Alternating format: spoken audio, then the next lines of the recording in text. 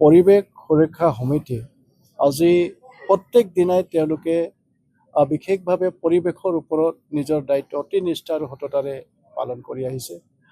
গছপুলি প্ৰতিপালন দিৱস হিচাপে তেওঁলোকে কাৰ্যসূচী আৰম্ভ কৰিছে আৰু মই দেখিছোঁ প্ৰত্যেক দিনাই তেওঁলোকে কেৱল গছ ৰোপণ কৰি পেলাই এৰি দিয়া নাই, তেওঁলোকে সেই গছজোপা কেনেধৰণৰ প্ৰতিপালন কৰি পেলাই গছজোপা ডাঙৰ দীঘল কৰিব পাৰি তাৰো সম্পূৰ্ণ দায়িত্ব তেওঁলোকে বহন কৰি আহিছে।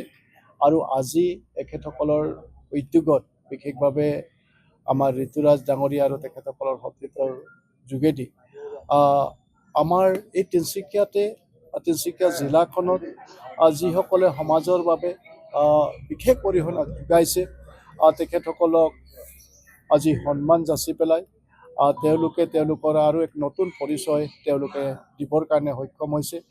নিশ্চিতভাৱে যিসকলে নিৰৱভাৱে অসমৰ বাবে জনসাধাৰণৰ বাবে কোনোবাই লিখকৰ জৰিয়তে হওক, কোনোবাই অন্য কিবা গানৰ জৰিয়তে হওক, শিল্পীৰ জৰিয়তে হওক তেওঁলোকে অসমৰ বাবে কাম কৰি আহিছে আৰু তেখেতসকলক সাহস দিয়া, তেখেতসকলক প্ৰেৰণা দিয়া, তেখেতসকলক লগত লৈ পেলাই আগবঢ়াৰ বাবে আজি পৰিৱেশ সুৰক্ষা সমিতিয়ে যি গধুৰ দায়িত্ব পালন কৰিলে তাৰ কাৰণে তেখেতসকলক অশেষ ধন্যবাদ জ্ঞাপন কৰিছোঁ। আৰু নিশ্চিতভাৱে যিসকলক আজি তেখেতসকলৰ সম্বৰ্ধনা আগবঢ়াইছে তেখেতসকলে এই সম্বৰ্ধনাৰ জৰিয়তে নিশ্চয় আৰু সাহস পাব, তেওঁলোকে প্ৰেৰণা পাব।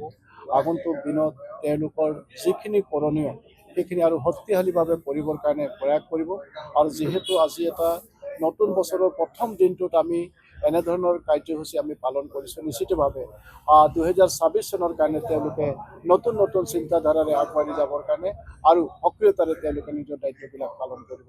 মই পুনৰবাৰ আজি যিসকলক সম্বৰ্ধনা আগবঢ়োৱা হ'ল সকলোকে অন্তৰৰ সৈতে শুভেচ্ছা জ্ঞাপন কৰিছোঁ আৰু ঋতুৰাজ ডাঙৰীয়াৰ লগতে তেওঁৰ যিসকল সতীৰ্থ আছে তেখেতসকলকো অশেষ ধন্যবাদ জ্ঞাপন কৰিছোঁ। আৰু 2026ত যাতে আমি তিনিচুকীয়াখনত অন্তত যিমান পাৰোঁ ইমান অধিক গছ পুলি ৰোপণৰ জৰিয়তে আমি যদি তিনিচুকীয়াখনক সেউজ কৰি তুলিব পাৰোঁ তাৰ কাৰণে মই কামনা কৰিছোঁ। ধন্যবাদ। যিকোনো খবৰৰ বাবে যোগাযোগ কৰক আমাৰ এই নম্বৰত 9181 307 2221।